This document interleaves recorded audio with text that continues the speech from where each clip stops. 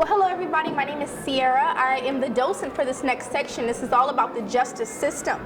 Now, if you don't know what a docent is, I want to tell you a docent is a really fancy word for a gallery guide or tour guide. So, at this point in the exhibit, you guys are talking about 1776. July 4th, 1776 is when America declared its independence from Great Britain. So Thomas Jefferson and the founding fathers wrote this Declaration of Independence, which stated that all men were created equal. We all have the right to life, liberty, and the pursuit of happiness. But in writing this document so eloquently, they never were to include African Americans or women. So for the next 89 years, this is what they fight for. Also in this exhibit, you would have seen a letter of a lady and her child sold for the amount of $100, also in 1776, so you can kind of see the irony of it. Now, at this point in time, when the Africans came over here, they started to populate the South. Cotton, tobacco, and rice were the three crops that they were growing, cotton being the most lucrative of the three businesses.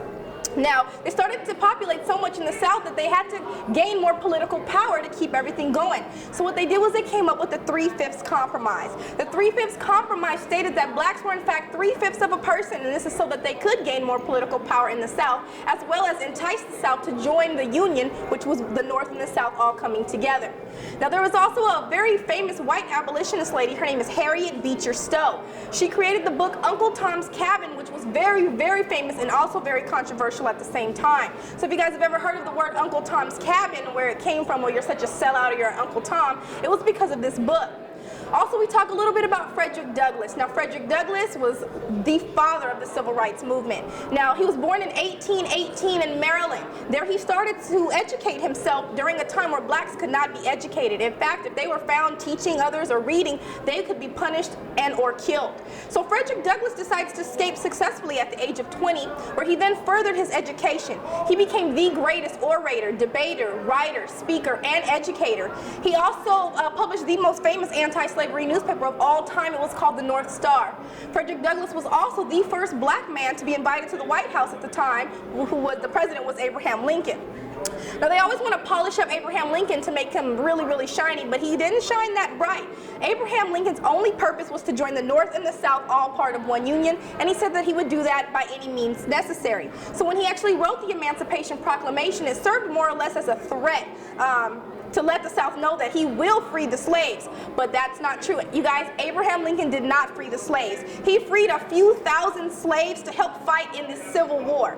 At the end of the Civil War, which is in 1865, the 13th Amendment was passed by Congress that actually ended slavery everywhere.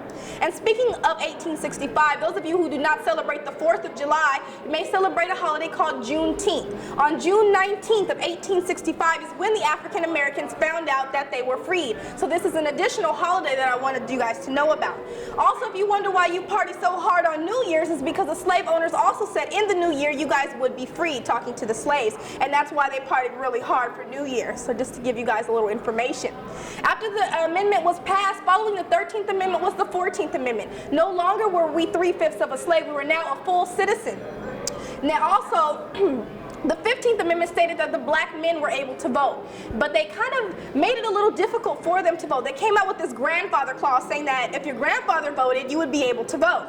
But of course, if you were a slave for the last 89 years, whose grandfather could vote? Not anyone. So then they said, well, if you want to vote, you can pay a poll tax. The poll tax was $1.50. And just to kind of give you a reference of time and money, $1 in the 1800s was worth about $20 of our time.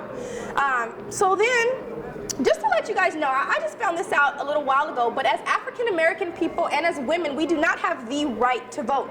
What it is a granted privilege. Every 25 years, the President of the United States needs to renew this. So technically, it is literally just a granted privilege. Just a little FYI in case you didn't know. Why they won't make it permanent, I'm not sure yet, and I'm sure as more African Americans find out about this and women, something will come into effect.